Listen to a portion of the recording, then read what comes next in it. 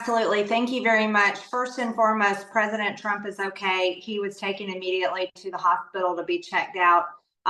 Tragically, one of the innocent people at the rally has been killed. This is just an innocent person, Trump supporter that believed in making America great again, and they have been shot and killed.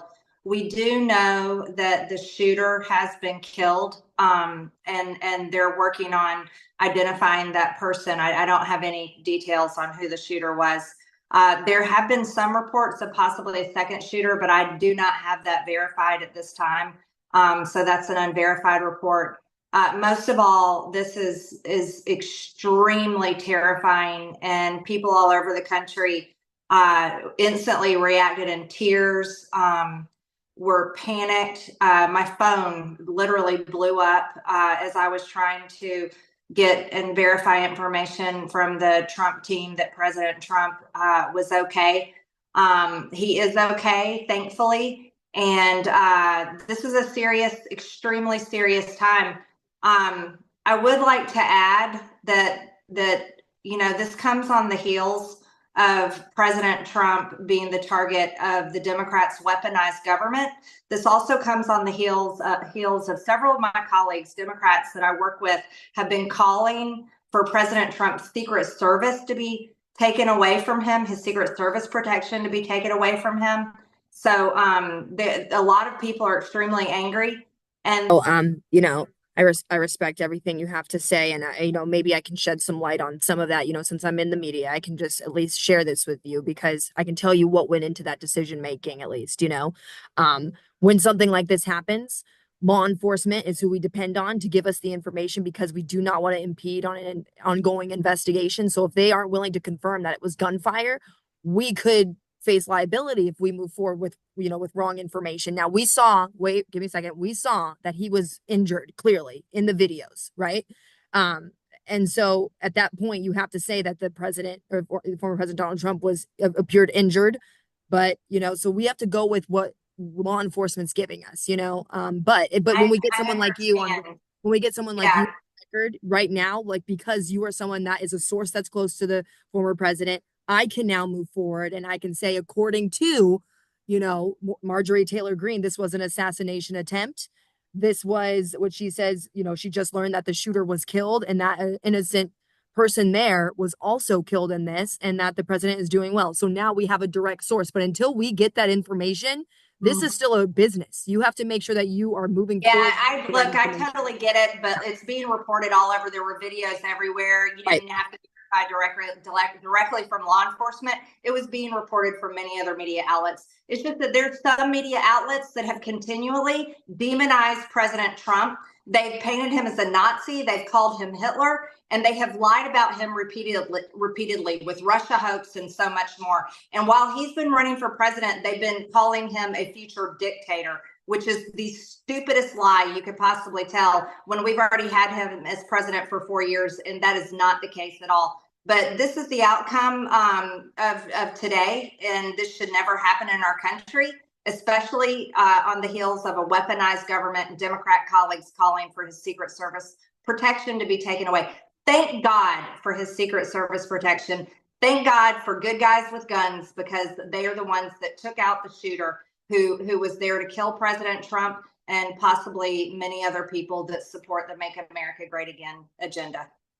So where did you get this information, this latest information? Was that directly from the Trump campaign that you got that this was an assassination attempt, that the shooter was killed and that someone else was killed there? Did you get all three pieces of that information from the Trump campaign? All of this from eyewitnesses on the ground that witnessed all of it. So it's all accurate.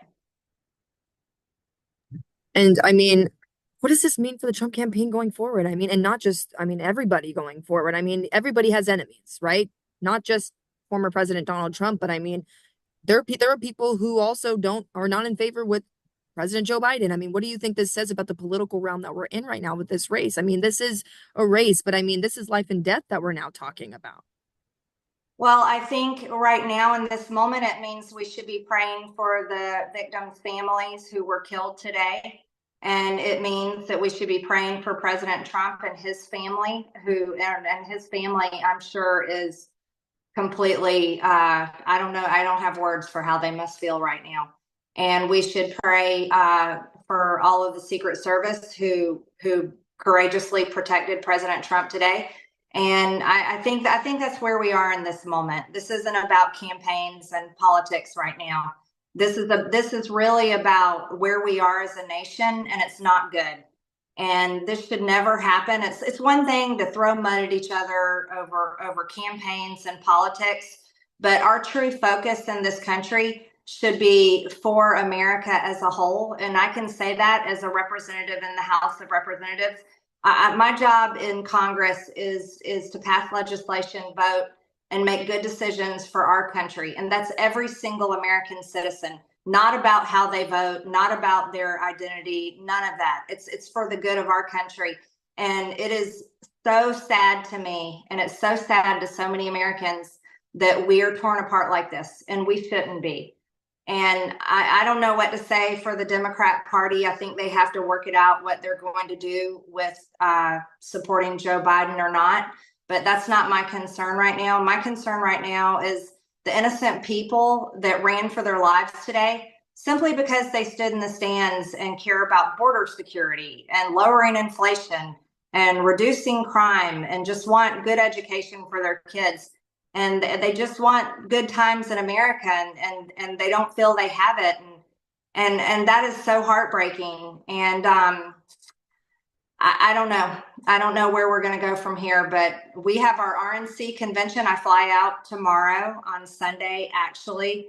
There'll be a different tone at the convention. I'm sure the security will be drastically heightened. And oh, I can add to that. We were briefed in Washington last week on security for the convention.